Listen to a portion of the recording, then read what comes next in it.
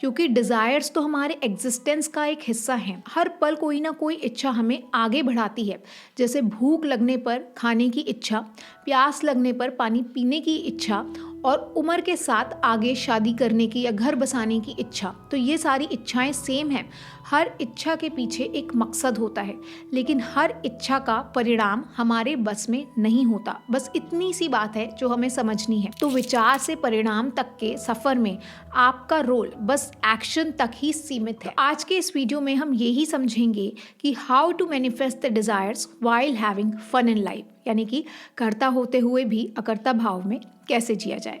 So let's start by understanding the difference between the motive and the expectations in a very simplified वे। जिंदगी में जो भी काम हम करते हैं वो 3 चीज़ों पर बेस्ड होता है।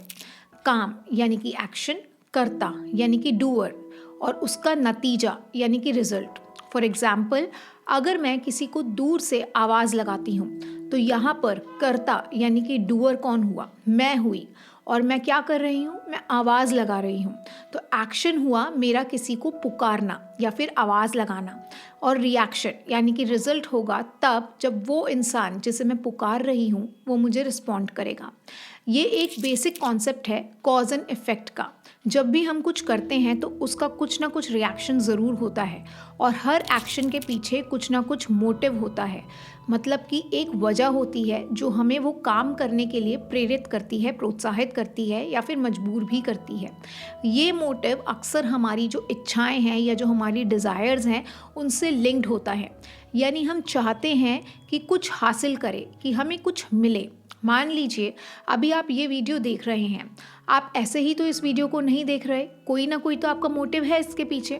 तो आपका मोटिव है वो ये है कि इस वीडियो को देखकर आपको ये समझ आ जाए कि कैसे आप अपनी डिज़ायर्स के रिजल्ट का एक्सपेक्टेशन छोड़ दें। मतलब कि यहाँ पर भी एक डिज़ायर है कि आप कुछ सीख पाएँ और अपनी लाइफ में इसे अप्लाई कर सकें। सो रिजल्ट्स के एक्सपेक्टेशन के बिना काम करना, इसी कॉन्सेप्ट को मोटिवलेस एक्शन या निष्काम कर्म कहा गया है, जो हमें भागवत गीता में भी सीखने को मिलता है, जो श्री कृष्ण ने अर्जुन को समझाया था। लेकिन असली में बिना किसी मोटिव या बिना किसी एक्सपेक्टेशन के काम करना आत्मज्ञान या फिर डीप सेल्फ रियलाइजेशन के बगैर पॉसिबल ही नहीं है। ये सिर्फ कोई ऐसी चीज़ नहीं है जो हमने बस सोच ली और हम अब कर रहे हैं। ये तो एक स्पिरिचुअल अंडरस्टैंडिंग होती है, उसी से आता है, जो कि नेचुरली इवॉल्व होती रहती है। अब एक और एग्जाम्पल लें आप, कि मान लीजिए आप एक स्पेसिफिक पर्सन को अपनी लाइफ में मैनिफेस्ट करना चाहते हैं। आपका मोटिव ये है कि आप उनके साथ क्लोज फील करें, उन्हें प्यार दें और उनसे प्यार पाएं भी। तो अब रियलिस्टिकली क्या ये पॉसिबल है कि आप बिना मोटिव के किसी को मैनिफेस्ट कर पाएँ? लोग बिना मोटिव के लोगों को प्यार नहीं कर सकते, तो मैनिफेस्टेशन तो दूर की बात है। नहीं, क्योंकि हर एक्शन के पीछे एक मोटिव तो होता ही है। चाहे मोटिव गलत हो या सही, लेकिन कोई ना कोई वजह ज़रूर होती है जो हमारे एक्शंस को ड्राइव करती है एक पर्टिकुलर डायरेक्शन में। सो अब आती है बात एक्सपेक्टेशन की।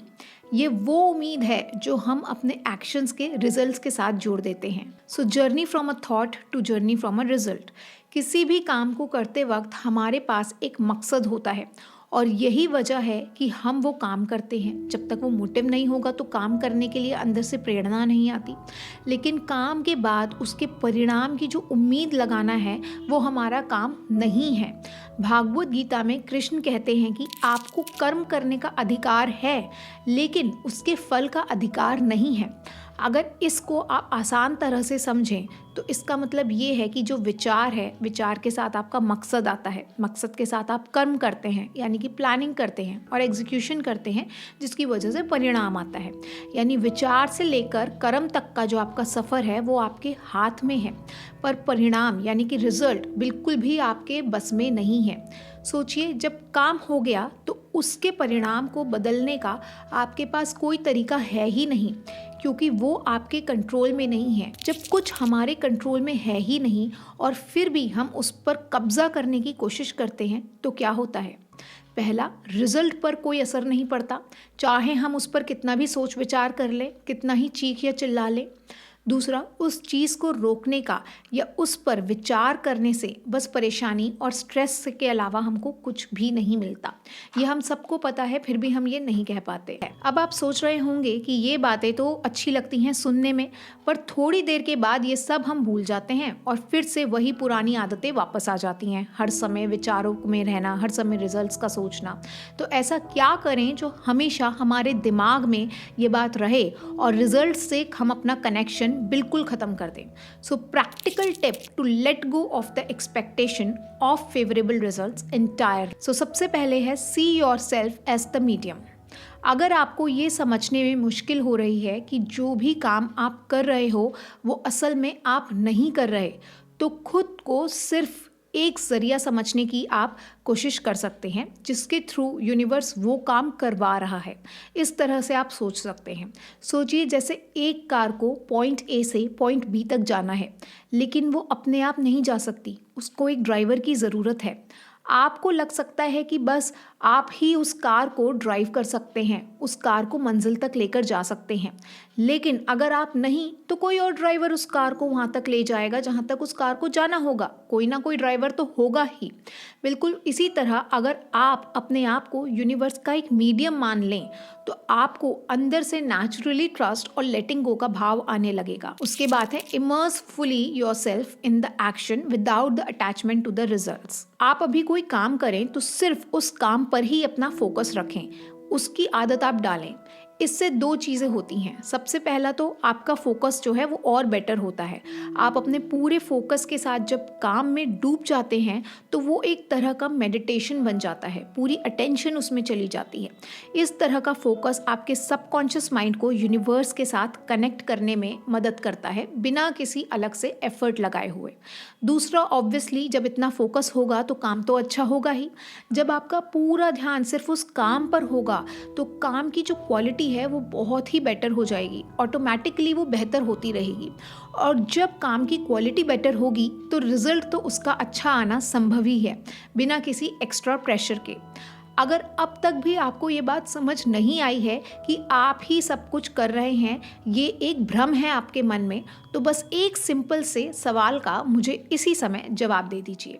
इस जिंदगी के सबसे ज़रूरी काम, विशिष्ट कर्म, जैसे कि आपका जन्म लेना, आपकी मौत और ये कि आप किस घर में जन्म लेंगे, किस शहर में आप पैदा होंगे, क्या इनमें से कोई भी डिसीजन आपने खुद लिया था? कोई भी चीज़ आपने खुद डिसाइड करी थी? क्या आपने अपनी बर्थ डेट खुद चुनी थी? अगर इसका जवाब नहीं है तो फिर ये सब काम कौन कर रहा है आपके लिए? ये प्रकृति खुद ही ये सब कुछ कर रही है। कोई आसमान में बैठ के आपकी ज़िंदगी की रेखा नहीं खींच रहा है। सब कुछ अपने आप हो रहा है, बिना किसी के कंट्रोल के। प्रकृति के नियमों से सब कुछ चल रहा है। सोचिए जैसे एक कार अपने आप चल रही हो बिना किसी ड्राइवर के। इस प्रकृति यानी ये यूनिवर्स खुद ही एक शक्ति है जो सब कुछ नेचुरली चला रही है। हम इस चीज़ को डाइजेस्ट नहीं कर पाते, इसीलिए हमें ये सोचने में थोड़ी तसल्ली मिलती है कि कम से कम हम उस प्रकृति का एक मीडियम है जिसके थ्रू वो काम हो रहा है। देखिए, ऐसा कोई जादू नहीं है जो आपको एकदम से ये गहरा एहसास दिला दे, लेकिन अगर आप लगातार इस बात को प्रैक्टिस में लेकर आएंगे और खुद को बार बार ये याद दिलाते रहेंगे कि आप करता नहीं हैं, आप नहीं कर रहे हैं, तो धीरे धीरे नई संभावनाएं खुलने लगेंगी। आपके गोल्स भी और आसानी से पूरे होने लगेंगे और साथ ही साथ आपको ये सुकून भी मिलेगा कि आप बस एक दृष्टा हैं, आप डूअर नहीं हैं, आप सिर्फ एक देखने वाले हैं। So if you have come to this extent in the video, then I am sure that you must have liked it.